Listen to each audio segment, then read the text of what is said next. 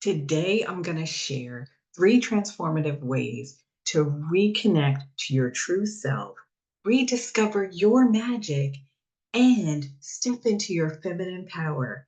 Let's dive in.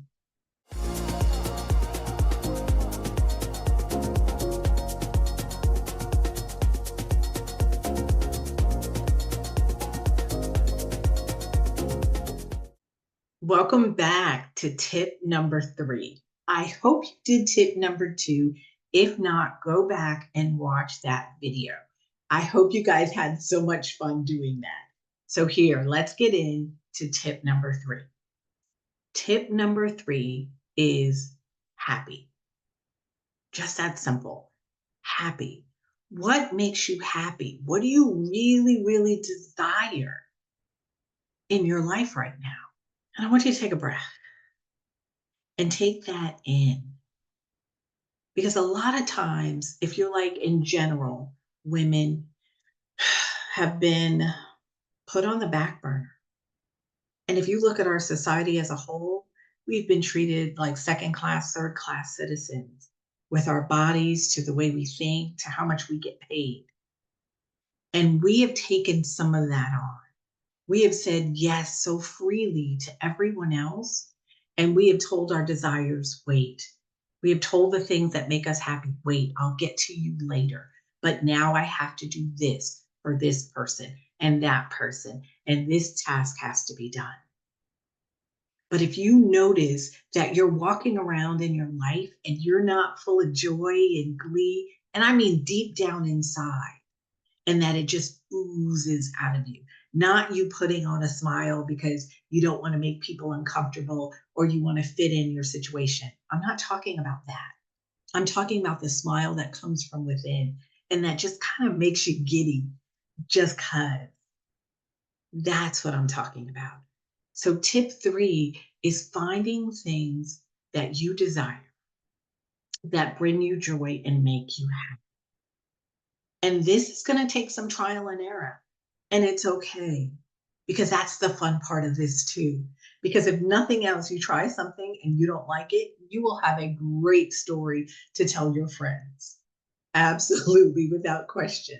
They would love to hear the story of what you did. But you need to try it. You need to put yourself first and ask yourself, what do I desire? What do I need? That is so important. And you can do little things like rituals. And I'll have another video later on that I'll fully go into different rituals, but a ritual that makes you feel good. I want to talk about that right now. Because we have spiritual rituals that we do to connect to the divine and our higher selves, but this is something that maybe makes you happy, that brings you joy. So in the morning, maybe before you leave for work or you go start to do your work, maybe looking at your mirror, looking in the mirror and making a face at yourself. It can be a goofy face. It doesn't even have to be something serious, something that you think would be silly, or doing a gesture to yourself, whatever it is that makes yourself laugh, that brings you some joy, that lightens things up a little bit and reminds you to tap into the happy place. Whatever that is for you, however that looks is the right fit. That's key. However that looks is the right fit. And then later in the day, you'll get inklings and you'll be like, oh, I feel like I want this. Oh no, I got to do this first. Can you honor that desire and not put it last? Because sometimes when you put it at the end of the day, what happens? You don't get it done. So maybe you can set a time when a desire comes up and be like, okay, I'm going to put that on my calendar. Make it as important as you do your meetings. Do that for yourself because you deserve it. Don't be like, oh, I'll remember it later or I'll get to it later. Schedule it on your calendar. Make yourself important. Prove to yourself that I'm going to be something of value in my relationship with myself. Because think about this, if you're in a romantic relationship or you're married, you schedule those things that are important. You schedule that romantic time. You set aside date night for that person. But do you do the little things for yourself? Like, oh, I desire a nap. oh, I desire a rest, do you schedule that at any point during the week? Or do you keep going and then you happen to fall out and go take a nap if you're even so lucky? So it's time to not put yourself on the back burner. This is how you get to know yourself, is tapping into those little inklings as they come up and be like, what is this about? What am I asking for? What do I desire? And then going to do that. You will learn, does that bring me joy? And maybe you thought it was just going to bring you joy. But what it did was maybe quiet your mind, bring you some peace, really relax you. And maybe that even opened you up to even be more creative or get the answers that you needed to a problem that you had. Following our desires makes life easier. I know it seems contrary to our society of long to-do lists and all that, but it really does make our life easier because that desire is not just sometimes about that desire. There's so much more in there that you can learn and give yourself. So do that. Create and lean into those desires and create little rituals. Like I said, that morning little goofy little ritual. You can even do it in the afternoon if you're at work or you're working from home. Take a break and do it again.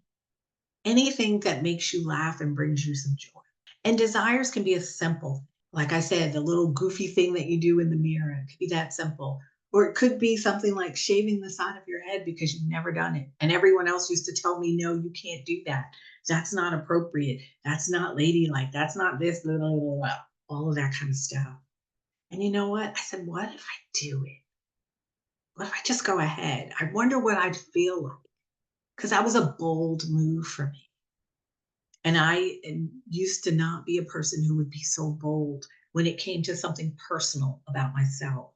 I would be bold for other people and stand up for their rights and fight for them and advocate for them. But when it came to myself, I kind of put myself last. And so by doing the hair, it was just a little something that was a little bit bold, a little bit edgy. And that shows inside the edginess of me, the boldness of me, and me doing something I desire just cuz. And hair grows back. If I ever wanted to grow it back, it will grow back. So it's simple. But I want you guys to really lean in to your desires and tap into that power. Do that for yourself. You absolutely deserve it. So the three tips I gave you are really important to kind of get the ball rolling into tapping into who you are. There are three very different things that you can do. One, silence the noise was tip number one. Tip number two was going out and doing that observation and kind of learning a little bit more about what you like and don't like. And tip number three was leaning into your desires and your happiness and saying yes to that first before you say yes to everybody else and then don't have time for yourself. These things will help you get to know yourself a lot more. But also going deeper, this will help you tap into your personal power, which is so important because when we tap into our personal power, we start to live a different life. We start to feel fulfilled. We start to live in this juicy, joyous way. And life becomes so fun. It really does. It really does. And if you want to really gain more of your power, more of feeling like yourself and uncovering who that is along your sacred journey, subscribe. Join this channel. Be a part of this sisterhood. Learn from your other sisters what they're doing, how they're learning more about themselves, how they're gaining more power and living a really sacred, juicy life because you deserve that. Comment below. Let us know what desires you decided to lean into, and I will see you guys next time. Take care. Bye.